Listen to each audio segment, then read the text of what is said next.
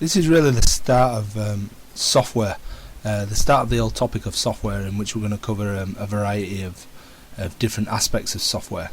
You could argue that this is part of IT, and it will be studied on an IT A-level course, which is true. But it's the fundamentals of computing, IT, of anything to do with technology. Really, is trying to understand aspects of software and how software comes to be as it is, as it operates, and how it's put into place within a business context, within a home context, and within systems.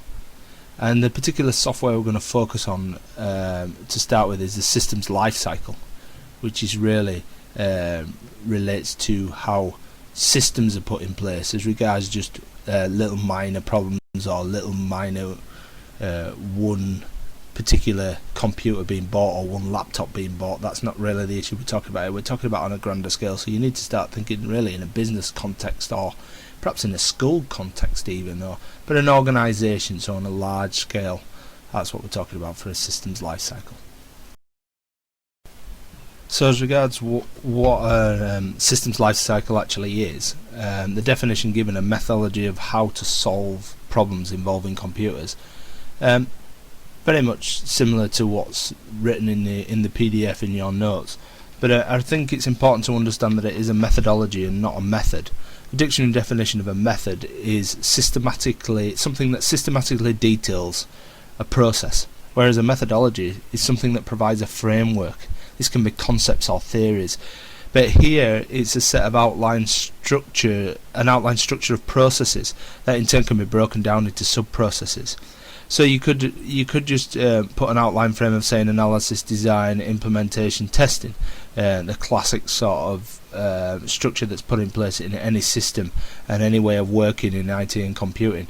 But it can be broken down into sub-processes, which the diagrams are going to show you.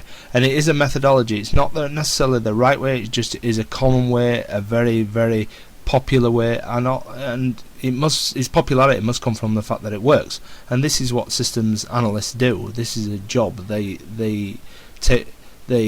initiate the system lifecycle and go through the processes, and they involve all their team along the way in getting the job done. So we've already covered the fact that systems lifecycle is an outline structure of processes that can in turn be broken down into sub-processes. The idea of it being a cycle should be shown by this diagram, and really in the next diagram. These two are the models, the spiral and the waterfall. There are other models, but these two are the most popular ones. These two are models for the life cycle. And I think the spiral is the easiest one to remember because it's quite visual. And by no means is this diagram that I've produced here an amazing diagram, and I would encourage you to draw your own. But what it does show you is those processes, and depending on which course you're on or who teaches you, the processes and the sub-processes can be a little bit different, but they all basically add up to the same thing, which is, as I mentioned in the previous slide, analysis, design, implementation and testing. And if you look at these, they can be fit into those categories. However, for this particular course, these are the ones that you have to remember. So it starts off really with problem identification, problem ID, feasibility study, and so on and so on and so on, right round to maintenance. And then it starts again. The idea of being a cycle is that it goes round and round and round and round and round. Obviously, systems are never ever perfect, and it could be argued they're never really finished because they're always updating, they're always being maintained, they're always being changed, as you know yourself with your own computer and your own devices. So the waterfall is the second of the models of the life cycle, and again we've got that issue of a non-linear process. This is a circular process, which is tried to represent in the arrows. Again, this is not the best diagram. I would encourage you to draw your own, whether you choose to draw spiral or waterfall or practice doing both.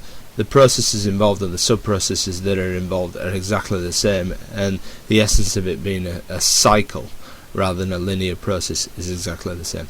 And don't forget, in the last slide I talked about the issue of it going round and round, and problems are never really fixed because there's updates and there's always issues that arrive and adjustments and amendments to make to systems, and new things come online in computer systems.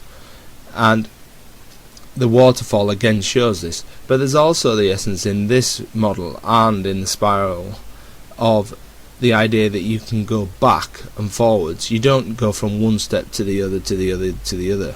You can go backwards and forwards, and that happens.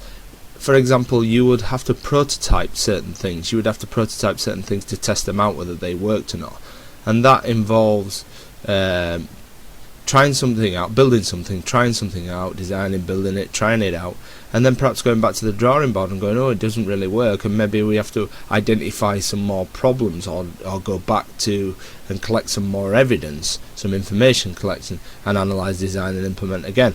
And that's the essence of the model, is that you can go backwards and forwards as well as going round and round.